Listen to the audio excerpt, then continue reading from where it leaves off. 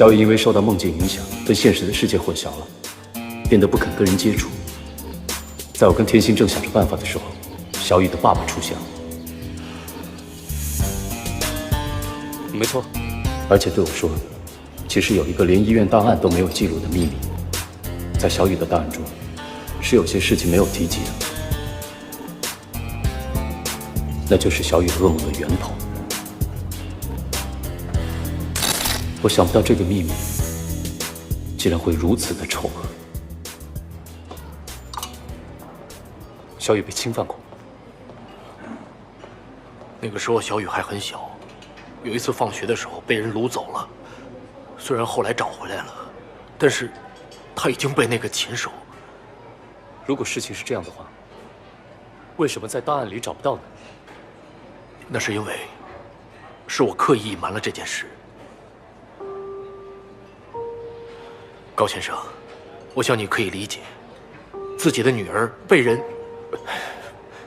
发生这样的事，我想无论谁遇到，都不想再提起，是吧？就算不再提起，小雨自己也应该记得吧？她不记得了，忘记了。在那件事情发生之后，我和小雨的妈妈都费尽心思想去安慰小雨受创伤的心灵。小雨她真的很乖，表面上看起来好像若无其事的样子，甚至继续去上学。但我们都知道，其实她这样做，无非是不想让我们担心。直到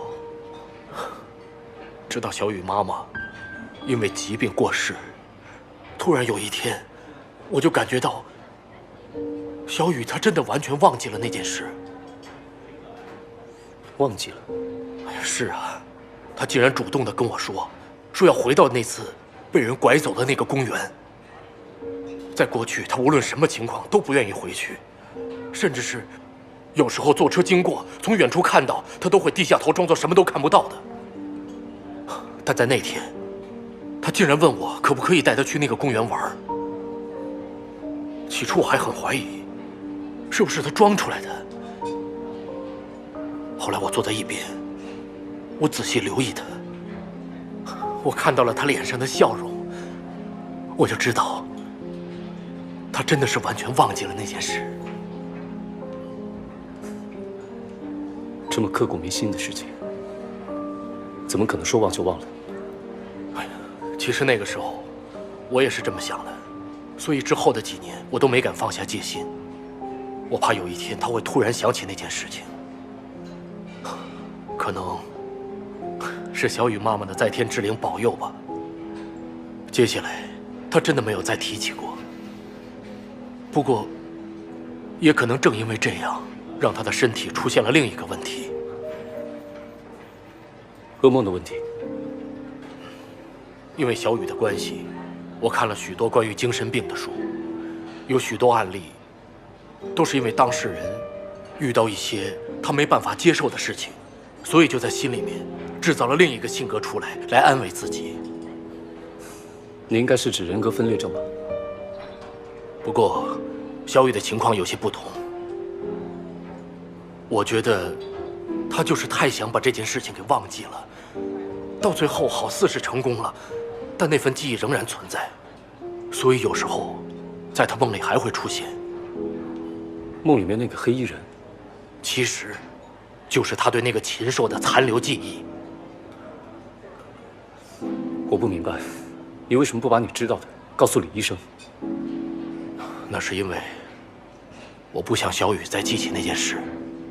那你为什么要告诉我？因为那天我见到你和你的未婚妻，天心。哦，不知为什么，我见到你和天心的时候，我就有种预感，我觉得你们可能真的有什么特别的能力，让小雨记起所有的事情。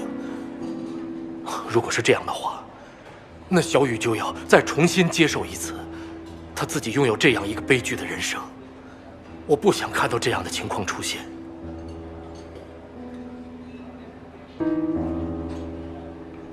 我知道了，你想我做的是帮你继续隐瞒他。高先生，我觉得你是一个善良的人，你想一想，知道真相，对小雨真的好吗？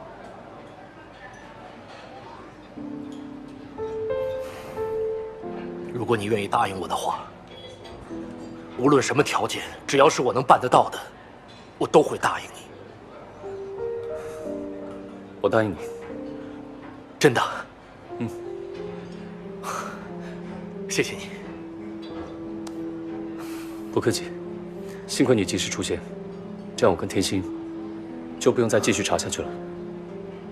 不如你把你的联络方式给我，我有什么进一步消息的话，我立刻通知你。好好。啊，是个药剂师啊！啊，是。小雨就拜托你了。放心。